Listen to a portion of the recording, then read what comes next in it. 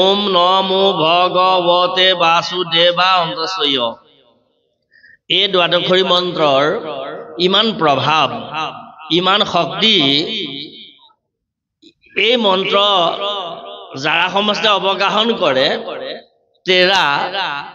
নিজে স্বয়ং হৰি হৈ যায় ঈশ্বৰ হৈ যায় এই মন্ত্ৰ আজি ভাগৱত যত পাঠ হৈ আছে চতুৰ্থ স্কন্ধত ধ্ৰুৱই এই মন্ত্ৰ অবগাহন কৰি ধ্ৰুৱৰ আবিষ্ট সিদ্ধি হৈছে আৰু ধ্ৰুৱক এই মন্ত্ৰ দিছে দেৱৰ্ষি নাৰদে ইয়াকে কৃপা বোলে কৃপাটো এনেকুৱা কৃপাৰ ৰসটো এনেকুৱা আমাৰ মাধৱদেৱ মহাপুৰুষৰ বিৰচিত নাম ঘোষাত এজনা ঘোষা আছে তোমাৰ চৰণ সেৱাৰ গোবিন্দ নজানো একো উপায় জিমতে সেৱাত ৰহিব কৰুণা কৰিতে হৰি জুৱাই তোমাৰ চৰণ সেৱাৰ গোবিন্দ তোমাৰ চৰণত সেৱা কৰাৰ কথা হে গোবিন্দ মোৰ একো উপায় নাই মই একো নাজানো জিমতে সেৱাত ৰহিব কৰুণা কেনেকে সেৱা কৰিলে তোমাৰ সেৱা হৈ যায় তুমি কৰি যোৱা আৰু এইটো মানে আসলতে ঈশ্বৰৰ ওচৰলৈ যাওঁতে জীৱবিলাকে শূন্য হৈ যাব লাগে একো নজনা হৈ যাব লাগে আমি ইমান জানো ইমান বিদ্বান ইত্যাদি হৈ কোনোবা যদি ঈশ্বৰৰ ওচৰলৈ যায় তেওঁ আসলতে সেৱক হ'ব নোৱাৰে একো নজনাকৈ যদি যায় তেনেহলে তেওঁহে পূৰ্ণ হৈ যায় খালি ঠাই এটা লৈ যায় আপুনি পাত্ৰ এটা পানী আনিবলৈ যাওঁতে নদীৰ পৰা পুখুৰীৰ পৰা আইসকলে কলহ এটাত আগত পানী আনিবলৈ যে যায় নদীৰ পৰা পানীত পাত্ৰটোত কিবা লৈ যায় নে একো নিনিয়ে গতিকে খালি হৈ যায় তাতহে পূৰ্ণ হৈ পানী আহে তদ্ৰূপ ঈশ্বৰৰ ওচৰলৈ খালি হৈ গৈছে কেনেকে ধ্ৰুৱ দুগৰাকী মাহিমা হল এগৰাকী হল সুনীতি ধ্ৰুৱৰ নিজামাক আৰু সুৰুচি হল বৈমাত্ৰী মাহিমা ৰজাৰ দুগৰাকী পত্নী সুৰুচি শব্দটো চাওক সুৰুচি মানে কি ভাল খাব লাগিব ভাল পিন্ধিব লাগিব ভালকে থাকিব লাগিব ভাল ঘৰ লাগিব ভাল দুৱাৰ লাগিব ইত্যাদি ইত্যাদি সব ভাল ভাল ভাল ভাল ভালেই লাগিব বিয়াখন খাবলৈ যাব লাগে বাপজন আইগৰাকীৰ সৈতে বাপজনে যেনেই যাব আইগৰাকী কিন্তু নতুন পাটৰ কাপোৰ এযোৰ লাগিব 15 দিনৰ পিছত আকৌ এঘৰী এখনৰ আত্মীয়ৰ বিয়া আছে সেইখনলৈ এযোৰ নতুনকৈ লাগিব এইটো হল সুৰুচি কেনেকৈ বাপজনে নতুন জোৰে জোৰে পাটৰ কাপোৰ আনি দিব এই চিন্তাটো আইগৰাকীয়ে নকৰে যি গৰাকীয়ে সেই গৰাকী হল সুৰুচি মানে সব ভালকৈ লাগে আৰু কথাই প্ৰতি ক'ব যে তেখেতলোকৰ ঘৰত এনেকৈ খায় তেখেতৰ ঘৰত অমুকটো আছে তেখেতৰ ঘৰত তমুকটো আছে আমাৰ ঘৰত একো নাই আমাৰ এওঁ আৰু সেই আনোতে আৰু ফুলি পাতে আঙঠিটোৱে যি দিলে আৰু আজিলৈকে এয়া বুঢ়া হলই আৰু এয়া সুৰুচি আমাৰ ব্যৱস্থাটো সমাজ ব্যৱস্থাৰ কথা আৰু সুনীতি একো নালাগে প্ৰভু তুমি যেন সুখেৰে আছা স্বামী আমি যে আনন্দ মনেৰে যে নিৰোগী শৰীৰ কেইটা লৈ যে আমি পাছুটিয়ে যে ৰাতিপুৱা গধূলি হাঁহি মাতি খাই থাকিব পাৰিছো আমাক আৰু একো নালাগে এয়া সুনীতি আমাৰখন গৃহ আমি বিলাক এইখন সমাজৰ হয় নে বাৰু আমাৰ সমাজ ব্যৱস্থাটোকে দেখুৱালে আজি অধ্যায়টোৱে সুৰুচিৰ পুতেক উত্তম একেবাৰে তই থাক মই যাওঁ উত্তম গল দেউতাকৰ কোচত বহিবলৈ মাহিমাকে সুৰুচিয়ে নিদিলে মানে উত্তমক দিলে ধ্ৰুৱক নিদিলে ধ্ৰুৱক পঠিয়াই দিলে কাহিনীটো জানে আপোনাক হবে তাৰপিছত তই অৰণ্যলৈ গৈ মোৰ গৰ্ভত জন্ম লবলৈ এই সিংহাসনত বহিবলৈ ৰজা হবলৈ তই সাধনা কৰিবগৈ লাগিব অৰণ্যলৈ যা তাৰ ভিতৰত কথাখিনি দেখা কথাখিনিৰ ভিতৰত কিছুমান কথা সোমাই আছে তেতিয়া দিনতে আজিকালিয়ে ল'ৰা এটাক অৰণ্যলৈ যদি 5 বছৰীয়া ল'ৰা এটাক পঠিয়াই দিয়া হয় এইটো সম্ভৱ নে তেতিয়া দিনত অৰণ্যলৈ ল'ৰা এটা পঠিয়াই দিয়া মানে অৰণ্যলৈ যাওঁতে বাটতেই তাক বাঘুঙে খাই শেষ কৰিব গতিকে সেইটো অসম্ভৱ কথা হলেও মাহিমাকক সন্মান জনাই মাকক সুধিলে যে মা মোৰ মাহিমাই এনেকে ক'লে মই অৰণ্যলৈ যাবলৈ কৈছে ঈশ্বৰ সাধনা কৰিবৰ কাৰণে যাওঁনে মাহীমাকে নিজৰ মাকে কান্দি কাটি ক'লে যে বাচ্ছা যা ভাল কথা মাহীমায়ে কোৱাটো যদি সঁচাই হয় তইও পালন কৰিব পাৰ যা মই আশীৰ্বাদ কৰিছো তোৰ মনোমনত সিদ্ধি হ'ব তোৰ মনোবাঞ্ছা পূৰ্ণ হ'ব গ'ল অৰণ্যলৈ গ'ল ধ্ৰুৱ কি কৰিবলৈ গ'ল ঈশ্বৰ সাধনা কৰিবলৈ গ'ল এতিয়া অৰণ্যলৈ যে ঈশ্বৰ সাধনা কৰিবলৈ গ'ল ঈশ্বৰ সাধনা কেনেকে কৰে ধ্ৰুৱই সেই সম্পৰ্কে মাকে শিকাইছিলে নে মাহীমাকে শিকালে নে কোনোবাই শিকালে ধ্ৰুৱই কিবা জানে নে ঈশ্বৰ সেৱা কেনেকে কৰিব লাগে একো নাজানে কিন্তু কেনেকে গৈছে শুদ্ধা হৈ গৈছে একো নাই একো নজনাকৈ ঈশ্বৰৰ ওচৰলৈ যদি যোৱা হয় দায়িত্বটো কাৰ ঈশ্বৰৰ নিজা প্ৰভুৱে নিজে নাৰদক পঠিয়াই দিলে বা নিজে আহিল নাৰদো কোন প্ৰভুৱে ভৈলাহা নাৰদৰ সি নামে অৱতাৰ পঞ্চৰাত্ৰ নামে তন্ত্ৰ কৰিলা প্ৰচাৰ গতিকে নাৰদ মুনি নিজে ভগৱানৰ 24 অৱতাৰৰ অৱতাৰ নাৰদ নিজে আহি ধ্ৰুৱক সুধিলেহি অৰণ্যত বাচা কি নাম বোলে ধ্ৰুৱ দেউতাৰ নাম বোলে উত্তানপাত মা নাম বোলে সুনীতি কেলে অৰণ্যলৈ আহিছ কলৈ যাওঁ বোলে অৰণ্যত ঈশ্বৰ সাধনা কৰিবলৈ হৰি সাধনা কৰিবলৈ কেনেকে কৰিবি বোলে একো নাজানো উদ্দেশ্য সিংহাসনত বহোৱাৰ গোটেই কাহিনীটো ক'লে কেনেকে কৰিবি বোলে একো নাজানো আৰে একো নাজানো তই ঈশ্বৰ সাধনা কেনেকে কৰিবি বোলে একো নাজানো মানে খুদা একো নাজানে অৰণ্যলৈ গৈছে কাম বাঢ়িল প্ৰভুৰ নাৰদে ক'লে আহোন অলপ দূৰ নি ক'লে এই নৈখনৰ নাম সৰস্বতী এই ঠাইখনৰ নাম মধুবন ইয়াতে তই স্নান কৰ কোষ পাৰি বহ মানে বননিতে বহ মই এটা মন্ত্ৰ কওঁ সাৱধানেৰে শুন আৰু এই মন্ত্ৰটো অৱগাহন কৰি থাকিবি আৰু এক মন্ত্ৰ কহো শুনা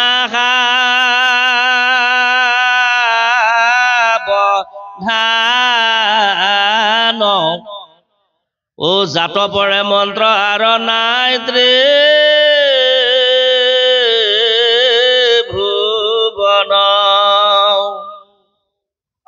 দ্বাদশয় অক্ষয় মন্ত্ৰ ও মন্ত্ৰ প্ৰধান ও জাক জানি হুৱে নৰ হৰিৰ সমান এই মন্ত্ৰটো কোৱা মন্ত্ৰ একো নাই পৃথিৱীত এই মন্ত্ৰটো যি অৱগাহন কৰিব তেওঁ ঈশ্বৰ হৈ যায় জাক জানি হুৱে নৰ হৰিৰ সমান ঈশ্বৰ হৈ যায় এতিয়া এই 12 স্কন্ধ এই দ্বাদশী মন্ত্ৰতে সোমাই আছে যেনেকৈ ডাঙৰ প্ৰকাণ্ড গছ এজোপা গুটি এটা ভিতৰতে সোমাই থাকে ইমান প্ৰকাণ্ড বৰগছজোপাৰ এটা গুটিৰ ভিতৰত থকা এটা সৰু গুটিতেই বেজি ফুটাটোৰে জোঙাটিয়ে ওলাই আনিব পৰা এটা গুটিৰ মাজতে সেই প্ৰকাণ্ড বৰগছজোপা সোমাই থকাৰ দৰে সোমাই আছে গোটেই 12 স্কন্ধ এই 12 স্কন্ধৰ দ্বাদশী মন্ত্ৰ হ'ল প্ৰথম ওম নমো ভগৱতে বাসুদেৱায় ইয়াৰ জ্ঞান বিজ্ঞান তদং ৰহস্য গুণক্ৰিয়া দ্ৰব্য জাতি মায়া তৰণ জীৱ ঈশ্বৰ সৰলাৰ্থ এই মন্ত্ৰ ধ্ৰুৱক দিলে দেৱৰ্ষি নাৰদ গ'লগৈ ধ্ৰুৱয়ে মন্ত্ৰ সাধনা কৰাত লাগি গ'ল নদীত পিয়াহ লাগিলে জল খাই সাধনা কৰে ওম নমো ভগৱতে বাসুদেৱায় ওম নমো ভগৱতে বাসুদেৱায় এইদৰে গাওঁতে গাওঁতে গাওঁতে গাওঁতে যথা সময়ত প্ৰভু আহি দৰ্শন দিলেহি প্ৰভুৱে ক'লে বৎস ধ্ৰুৱ তোৰ সাধনাত মই সন্তুষ্ট দেৱৰ্ষি নাৰদে যি মন্ত্ৰ দিলে সেই মন্ত্ৰৰ অৱগাহনৰ ফলশ্ৰুতি এয়া মই স্বয়ং শ্ৰীহৰি তই আখি খুলি মানে চকু মেলি মোক দৰ্শন কৰ আৰু আভিষ্ট ভিক্ষা কৰ ধ্ৰুৱয়ে চকু মুদি আছে ধ্ৰুৱয়ে ক'লে প্ৰভু যদি দেৱৰ্ষি নাৰদে দিয়া সেই মন্ত্ৰৰ অৱগাহনৰ ফলশ্ৰুতি তুমি আহি মোক দৰ্শন দিছা শ্ৰীহৰি পৰমাত্মা যোগেশ্বৰ অনাদি অনন্ত নিৰ্গুণ নিয়ন্তা হৰি শুদ্ধ কথা পাছে মই এই চকু দুটাৰে সৈতে মই তোমাক নাচাওঁ এই চকু দুটাৰ ওপৰত মোৰ বিশ্বাস নাই এই দুটা চকুৱে হয়তো তোমাক মই নেদেখিবও পাৰো আৰু মই জ্ঞান দৃষ্টিৰে হৃদয়ত তোমাক চাব বিচাৰিছো তুমি মোক হৃদয়ত দেখা দিয়া তাৰ পিছত মই এই দুটা চকুৱে দৰ্শন কৰিম। তাৰপিছত এতিয়া কথা হ'ল ধ্ৰুৱই যে ক'লে মই হৃদয়ত চাওঁ জ্ঞান চকুৰে, ইমান ডাঙৰ কথাটো ধ্ৰুৱই কেনেকে গম পালে? এইটো মন্ত্ৰৰ ফলত গম পালে। ধ্ৰুৱকটো কোনেও শিকোৱা নাছিল মই তোমাক জ্ঞান চকুৰে চাওঁ বুলি। প্ৰভুৱে হৃদয়ত দৰ্শন দিলে, হৃদয়ত সোমাই গ'ল, হৃদয়ত দৰ্শন দিলে আৰু জ্ঞান চকুৰে ধ্ৰুৱই প্ৰভুক একেবাৰে ধ্বজ বজ জৱ পংগজ অংকুশ পঞ্চচিহ্নৰ পৰা একেবাৰে প্ৰভুৱে ক্ষীৰে কিৰীটি উজ্জ্বল ময়ূৰ পুছ যেন চিক ভূমিক ছটাকৃত মাথা নীল আকঞ্চিত কেশ ধনুসম ভ্ৰুৱ প্ৰকাশে অলকা পান্তি কপালে লম্বিত, গোটেই অৱয়ব হেঁপাহবোৰ গৈ দৰ্শন কৰিলে। তাৰপিছত চকু মেলি চালে, ভিতৰত যিটো ৰূপ দেখিছিলে বাহিৰতো দেখিলে ধ্ৰুৱই। দেখি প্ৰভুক সেৱা কৰিলে। কিন্তু এই চকু দুটা যে আমাৰ বিষয়, এই দুটা চকুৱে এতিয়াও প্ৰভু আমি দেখিবলগীয়াটো নেদেখো নহয়, নেদেখিবলগীয়াটোহে দেখো। কিবা বস্তু এটা দেখাৰ লগে লগে কথাখিনি ভাবি শেষ কৰি পেলাও বিবেকে। কথাটো আপোনালোকে ধৰিব পাৰিছেনে বাৰু? এইটো মানে ধান খেতিয়ক মানুহ ধাননিৰ মাজে মাজে গৈ থাকোঁতে লোকৰ ধানৰ মুঠিকেইটা যদি এনেকে দাঙি চাওঁ, চোৱাৰ লগতে ভাল লাগিছে, কিন্তু মোৰ হলে এনেকুৱা নহল আকৌ। ইয়াত কেলকুলেটৰে চকু দেখিছে। সেইকাৰণে নাৰায়ণ চৰণে কৰো গুহাৰি বুলি বৰগীত এজনাত শংকৰদেৱ মহাপুৰুষে লিখিছে, নাৰায়ণ চৰণে কৰো গুহাৰি বিষয় বিলাস পাশ চানি ইন্দ্ৰিয়মোহী উহিলিতে বাটুৱাৰী। আমাৰ 6টা বাটুৱাৰী আছে, মানে 6টা ডকাইত। নাখা গন্ধ, নাকটো 1 নম্বৰ ডকাইত, নাখা গন্ধ। মধুৰ ৰস ৰসনা, জিভাখন 2 নম্বৰ। শ্ৰৱণে বিবিধ ধ্বনি দায়ে, কাণ দুখন 3 নম্বৰ ডকাইত। নয়নে ৰূপ 4 নম্বৰ ডকাইত, নয়নে ৰূপ চকু দুটা, নয়নে ৰূপ পৰশ তস্ছে চাহে, এই চেঁচানে গৰম ছাল 6টা। এইদৰে আমাৰ এই ডকাইত কেইটা যে দি দিছে, এইকেইটা ডকাইত বুলিছে। সেইকাৰণে এই চকুকেইটাই যেতিয়া প্ৰভুক দেখিলে, দেখাৰ লগে লগে বিষয় প্ৰৱেশ কৰিলে আৰু প্ৰভুক দেখি তেওঁ কেলে আহিছিলো মই কোন পাহৰি থাকিলে। প্ৰভুৱে কপুলক, মানে সোঁফালৰ গালৰ ওপৰ অংশটো কপুল বোলে, ইয়াতে শংখটো লাহেকে লগাই দিলে আৰু শংখটো লগাই দিয়াৰ লগে লগে ধ্ৰুৱৰ পৰম জ্ঞান আহিল। আৰু পৰম জ্ঞানী ধ্ৰুৱই এনেকৈ স্তুতি কৰিব লাগিল, এনেকৈ স্তুতি কৰিব লাগিল। ধ্ৰুৱৰ স্তুতিত প্ৰভু সন্তুষ্ট হল, আৰু ধ্ৰুৱৰ স্তুতিত প্ৰভু সন্তুষ্ট হল। সন্তুষ্ট হোৱাই নহয়, ধ্ৰুৱৰ মানে স্তুতিত প্ৰভুৱে আমনিও পাইছেগে। আৰু পিছত ধ্ৰুৱক কৈছে যে ধ্ৰুৱ স্তুতি সাংগ কৰহ, ধ্ৰুৱ স্তুতি শেষ কৰ। এইটো কৰিবলগীয়া হৈছে। বাৰু যে কি নহওক, এইটো আমাৰ কৃপা। আমি প্ৰভুৰ ওচৰলৈ যে আহিছো, আমি প্ৰভুৰ ওচৰত যে তেওঁৰ কৃপা পাব লাগে, এই আভিষ্ট ভাগৰ প্ৰতি আমি সকলো ধাবিত হব লাগে। কিন্তু কৃপাৰ পাত্ৰ হবলৈ যাওঁতে, প্ৰভুৰ কৃপাৰ পাত্ৰ হবলৈ যাওঁতে আমি পাত্ৰ ভাগ তেনেকুৱা হম নে নহম? এই ছত্ৰপতি শিৱাজী এদিন তেওঁ গুৰু ৰামদাসৰ আচাৰ্যৰ ঘৰত গ'ল। ৰামদাস আচাৰ্যই বৰ দুখ মনেৰে বহি আছে। আচাৰ্যৰ মুখৰ মলিনতা দেখি ছত্ৰপতি শিৱাজীয়ে সেৱা জনাই চৰণত শিৰ থৈ কলে যে গুৰুদেৱ, আন দিনা আপুনি যিমান হাঁহি মাতি ধুনীয়াকে থাকে, আজি দেখোন আপোনাৰ মুখত হাঁহি নাই, আপোনাৰ দুখ কি? বোলে মই কৈ কি লাভ হব শিৱাজী, মই একো নকওঁ তোমাক। বোলে কিয়? মোৰ যিটো দুখ, এই দুখটো কৰিবৰ কাৰণে এই 14 ভুৱনত কোনো নোলাব। আৰু মোৰ একমাত্ৰ ল'ৰাটোৰ এটা অসুখ, মোৰ ল'ৰাটোক ভাল কৰিবৰ কাৰণে ৰাজবৈদ্য ধনন্তৰীয়ে এটা দৰৱ দিছে। এই দৰৱটোৰ লগত এটা পথ্য মিছলাব লাগে, পথ্যটো পাবলৈ নাই, দুৰ্লভ। শিৱাজীয়ে বোলে গুৰুদেৱ, আপুনি মোৰ গুৰু যদি হয়, ময়ো যদি আপোনাৰ শিষ্য হওঁ, তেনেহলে মই স্বৰ্গ মধ্য পাতাল ত্ৰিভুৱনলৈ যাম। কালি পৰহি কিতাপৰ কথা এইটো। মই আপোনাক আনি দিম, কি লাগে কওক। যদি নহয়, ইচ্ছা কৰিলে আপোনাৰ সন্মুখত মই শিৰচ্ছেদ কৰিম, যদি মই নোৱাৰো আপোনাৰ উদ্দেশ্য সিদ্ধি কৰিবৰ কাৰণে। গুৰুটো কঁপি উঠিল যে তুমি ইমান ডাঙৰ অংগীকাৰ কৰিলা, ঠিক আছে শুনিব বিচাৰিছা যেতিয়া কোৱা শুনা মোৰ ল'ৰাটো অসুস্থ একমাত্ৰ ল'ৰাটোক ভাল কৰিবৰ কাৰণে কিছু ঔষধৰ প্ৰয়োজন ঔষধখিনি বৈদ্য ধনন্তীয়ে গোটালে কিন্তু তাৰ লগত এটা পথ্য মিশ্ৰিত কৰি খাব লাগিব বোলে পথ্যভাগ কি সিংহিনীৰ গাখীৰ মানে সিংহৰ গাখীৰ মাইকী সিংহ মানে সিংহিনীৰ গাখীৰ গুৰুদেৱ কোনো কথা নাই হ'ব মই যত্ন কৰি চাওঁ নহ'লে মই আত্মত্যাগ কৰিম কি আছে সেৱা কৰি যাব লৈছে তেওঁ সেৱা কৰি যাবলৈ লৈছে গুৰুদেৱে ক'লে শিৱাজী তুমি সিংহৰ গাখীৰ আনিবলৈ গৈছা সিংহিনীৰ গাখীৰ আনিবলৈ গৈছা তুমি এটা কথা জানানে সিংহিনীৰ গাখীৰ কেনেকুৱা পাত্ৰত থব লাগিব বোলে নাজানো তুমি নিভাজ সুবৰ্ণ ভিংগাৰ লৈ যাব লাগিব সোণৰ পাত্ৰ তৈয়াৰ কৰি লৈ যাব লাগিব নিভাজ সোণৰ তাতহে সিংহীৰ গাখীৰ থাকিব নহ'লে নহ'ব হ'ব আৰু সেইমতে নিভাজ সোণেৰে এটা ভিংগাৰ তৈয়াৰ কৰি সেই পাত্ৰলৈ শিৱাজী অৰণ্যলৈ যাত্ৰা কৰিলে ঘোঁৰাত হাতত খাৰে ভৰিত খাৰে অস্ত্ৰ শস্ত্ৰ লৈ তেওঁ গৈ আছে সিংহৰ অন্বেষণ কৰি গৈ দেখিলে অৰণ্যৰ মাজত এডোখৰ মুকলি ঠাইত এজনী সিংহীয়ে 3টা পোৱালীক গাখীৰ খুৱাই আছে ছত্ৰপতি শিৱাজী তাতে নামিল অস্ত্ৰ শস্ত্ৰ চব থলে তেওঁ 3 বস্ত্ৰ হ'ল আপোনাৰ খবৰ দৰে 3 বস্ত্ৰ হৈ 3 বস্ত্ৰ একেবাৰে যুগে যুগে চলি আহিছে বাপসকল যদি সময় হয় সুবিধা হয় আলোচনা কৰি যাম বাৰু অকণমান এই যে 3 বস্ত্ৰ হ'ল ঘোঁৰাটো বান্ধিলে ভিংগাৰটো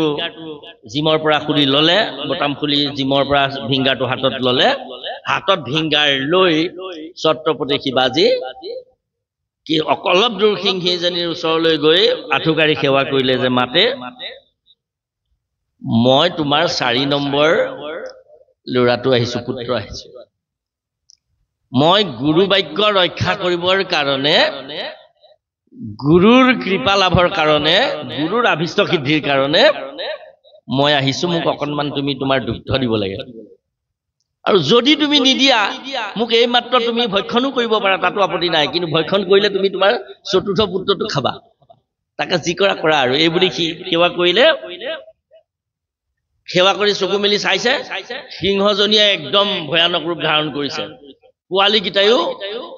শিৱাজীলৈ একদম ভয়ানক ৰূপেৰে চাইছে আৰু মাকে খেদি গলে সিহঁতিও আহিব যেতিয়া শিৱাজী আঠুকাঢ়ি মূৰ তুলিলে সিংহজনী আগৰ দৰে শুই দিলে পোৱালী গিটাই মাকৰ ইয়া খাব লাগিল আৰু এওঁ ওচৰলৈ চাপি গৈ দুগ্ধ খিৰাই ভিংগাৰটোৰ পাতৰ মুখাখন বন্ধ কৰি সিংহীৰ ভৰিত ধৰি সেৱা জনাই বস্ত্ৰ পিন্ধি আহি গুৰুদেৱৰ ওচৰ পালেহি আহি পাই গুৰুক অৰ্পণ কৰিলে গুৰুদেৱ এয়া আপুনি আপোনাৰ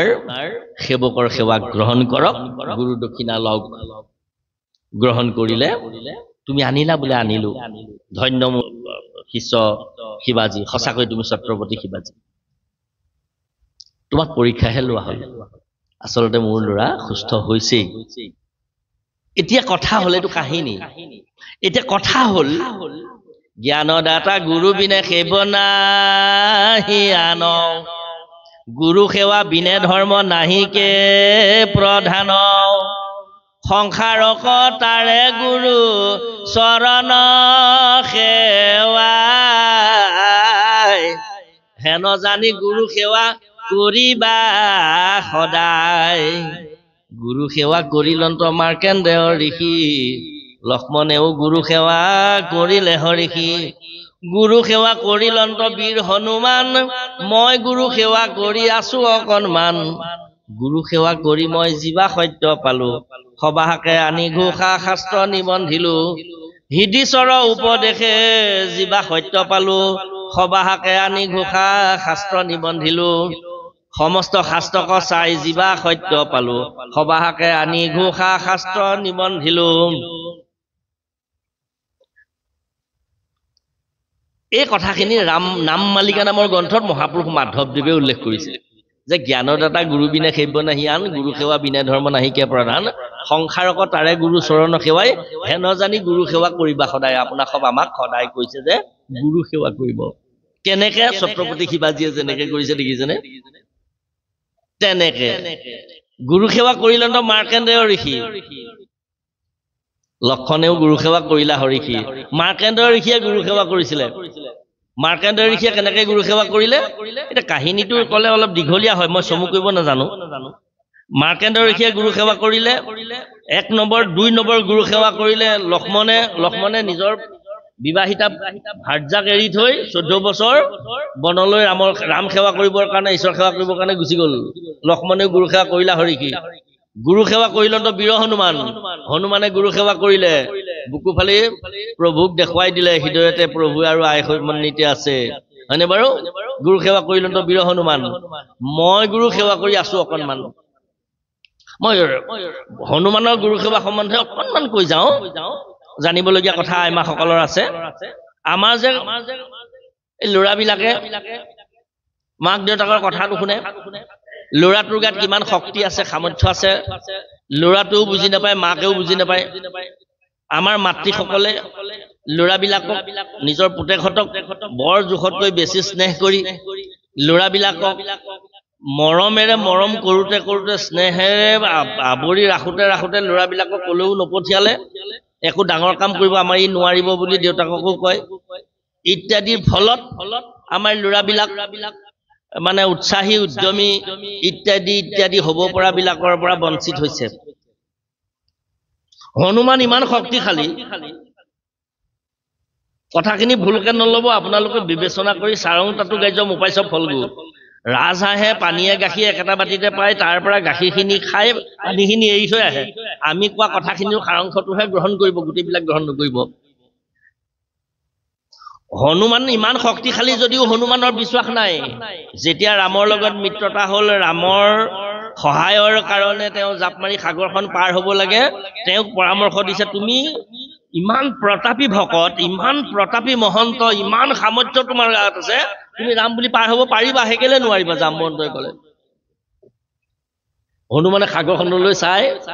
হৃদয়ত ৰাম আছে, মুখত ৰাম আছে, জাপ মাৰি যাম বুলি ভাবে, কিন্তু ৰৈ থাকে। কি কৰো কি মেলো, খুব বিপদত পৰিলে আমাৰ ল'ৰাহঁতে যেনেকৈ মাকৰ ওচৰলৈ যায়, গ'ল নহয় অঞ্জনাৰ ওচৰলৈ হনুমান, মাকৰ ওচৰলৈ গ'ল। মাকে এনেকুৱা এটা চৰ মাৰিলে, কেইবা পাকো ঘূৰি ঠাচকৈ পৰিলে। চাচোন এইফাললৈ, এই বুলি কৈ বাওঁ হাতেৰে নিজৰ বুকুৰ স্তনত চেপা এটা মাৰি অলপ স্তন উলিয়াই লৈ এনেকে মাৰি পঠিয়াই দিলে। একদম হিমালয়ৰ এটা পৰ্বতৰ শৃংগত পৰিলে, দুগ্ধখিনিয়ে একেবাৰে ধূলি চাট কৰি হাও হাও কৰি গোটেই সোপা বগৰাই আনিলে। তই এনেকুৱা দুগ্ধ খাই তই ডাঙৰ হৈছ, যা। আৰু হনুমানে মাকৰ সেই দুগ্ধ খাই মই ডাঙৰ হৈছিলো বুলি,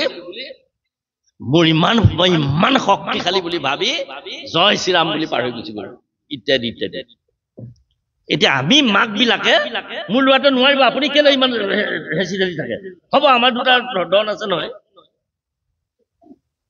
হ'ব আমাৰ ল'ৰাই তালৈ নগলেও হ'ব। কিন্তু আমাৰ এই স্নেহটোৱে আমাৰ যুৱ চামটোক কিন্তু নষ্ট কৰিছে। মাতৃসকলৰ এই মৰমখিনিয়ে, আপোনালোকৰ ইয়াত নাই হোৱা যদি ভাল কথা, কিন্তু গ্ৰহণ কৰিব নালাগে। কিন্তু মাকসকলৰ এটা দায়িত্ব, প্ৰতিগৰাকী মাতৃৰ দায়িত্ব, যা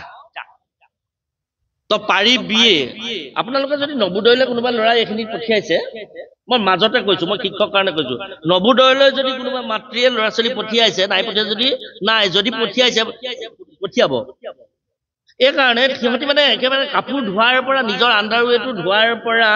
গেঞ্জিৰ পৰা প্ৰমুখ কৰি চুলি কটাকে আদি কৰি চব দায়িত্ব সিহঁতি ল'ব। ক্লাছ 6ৰ পৰা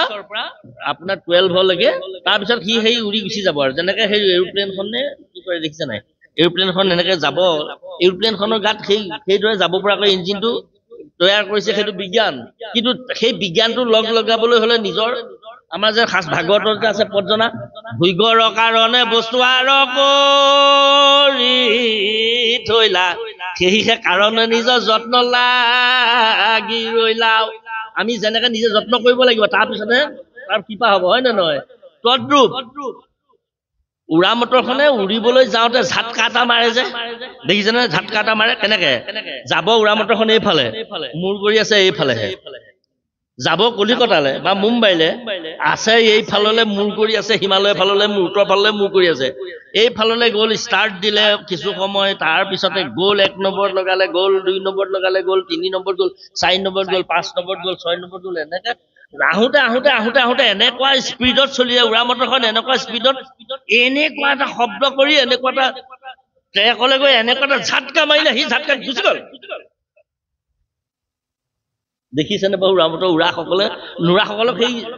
এই 7-8ত পঢ়া ল'ৰাবিলাকক ছোৱালীবিলাকক উৰা মটৰ উৰুৱা দেখুৱাবই লাগে তই এনেকে ঝাটকা দিবি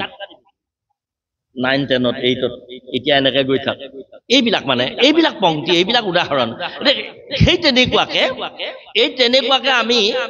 ল'ৰা ছোৱালীবিলাকক এনেকুৱা ঝাটকাটো দিব লাগে মই সেই নবোদয় পালোগৈ আকৌ অপৰাধ নধৰিব দেই শিক্ষকৰ কাৰণে ক'লো কাৰণ আমি গোটেই ভাগৱতৰ কথাখিনি গোটেইখিনি আমাৰ কাৰণে এয়া ভাগৱত মহাভাগৱত বৈকুণ্ঠৰ এই ভাগৱত বৰ কৃপা কৰি পূৰ্বে আদি নিৰঞ্জনে অনাদিত কৰিলা অনাদি অনন্তৰ আগত কহিলা অনন্তে কহিলা কালপুৰী নাৰায়ণত কালপুৰীয়ে সূৰ্য নাৰায়ণত সূৰ্য নাৰায়ণে শ্ৰীনাৰায়ণক সূৰ্য নাৰায়ণে হংস নাৰায়ণক হংস নাৰায়ণে শ্ৰীনাৰায়ণক শ্ৰীনাৰায়ণে ব্ৰহ্মাক ব্ৰহ্মাই নাৰদক নাৰদে ব্যাসক ব্যাসে শুকক শুকে পৰীক্ষিত সভাত ক'লে সুতে শুনিলে সুতে 28 ঋষিৰ আগত ক'লে ভাগৱতৰ নাম এতিয়া সুত সংহিতা এতিয়া সুত উবাচেৰে ভাগৱত আৰম্ভ হৈছে সুতেহে কৈছে ভাগৱত সুকে পৰীক্ষিত কোৱাৰ কাৰণে সুতে পৰীক্ষিতক এনেকে কৈছিলে বুলি কৈছে এইদৰে আৰম্ভ হৈছে ভাগৱত গতিকে এই আদি নিৰঞ্জনে অনাদিত কৰিলা অনাদি অনন্ত আগত কৰিলে অনন্ত কালপুৰী নাৰায়ণত ক'লে কালপুৰীয়ে সূৰ্য হংস নাৰায়ণত ক'লে হংস নাৰায়ণে সূৰ্য নাৰায়ণত ক'লে সূৰ্য নাৰায়ণে হংস নাৰায়ণত ক'লে সেই হংস নাৰায়ণ হ'ল বিৰাট ডাঙৰ এজনৰ ৰাজহাঁহ আদি নিৰঞ্জনে ৰাজহাঁহৰ ৰূপ ধাৰণ কৰি ক্ষীৰোদধি তীৰত সপ্তৰ্ষি মণ্ডলক দৃঢ়ক এই ভাগৱত ক'লে কেনেকে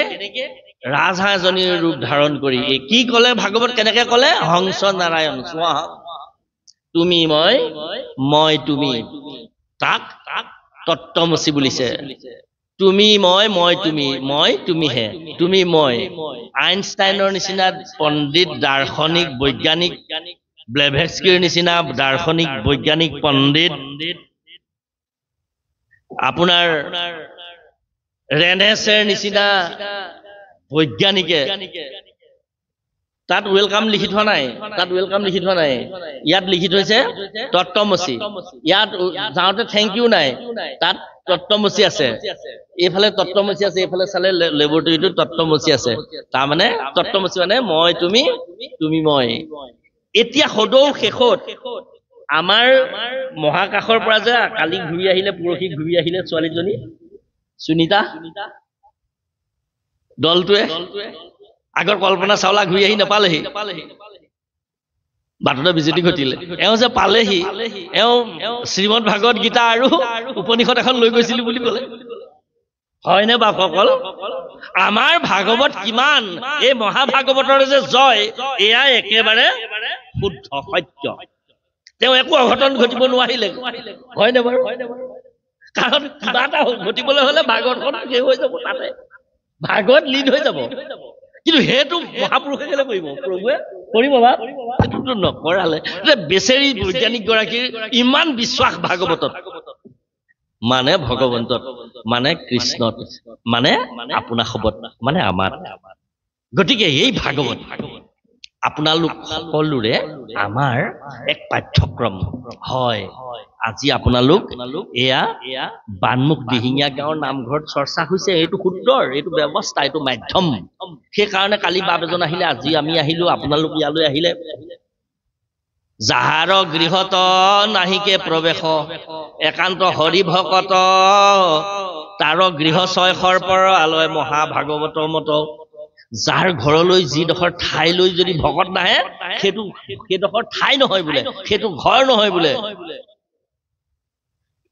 সাপৰ গাত গতিকে আপোনালোকৰ ইয়াত ঠাই সাপৰ গাত নহয় এয়া বৈকুণ্ঠলৈ পৰিণত হ'ল মানে ইয়ালৈ ভকত অহাৰ ব্যৱস্থা কৰি দিলে এইটো মাধ্যম এইটো ব্যৱস্থা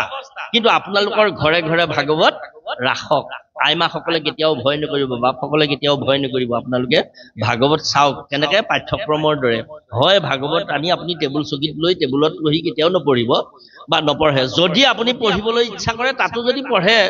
ফলাবন্তী নজ্বলোৱাকৈ আপুনি ভাগৱত মান্যতা দি কিবা এটা চাবৰ কাৰণে আপুনি জানিবৰ কাৰণে বুজিবৰ কাৰণে যদি আপুনি পঢ়ে তাত আপত্তি নাই কিন্তু ভাগৱতক আপোনালোকে মান্যতা দিয়ক পাঠ্যক্ৰম হিচাপে আপোনাৰ মোৰ জীৱনৰ কাৰণে প্ৰয়োজনীয় সকলো তথ্য ভাগৱতত আছে ৰাতিপুৱা শুই উঠাৰ পৰা আকৌ টোপনি যোৱালৈকে আপোনাৰ যিমান ব্যৱস্থাপনা আছে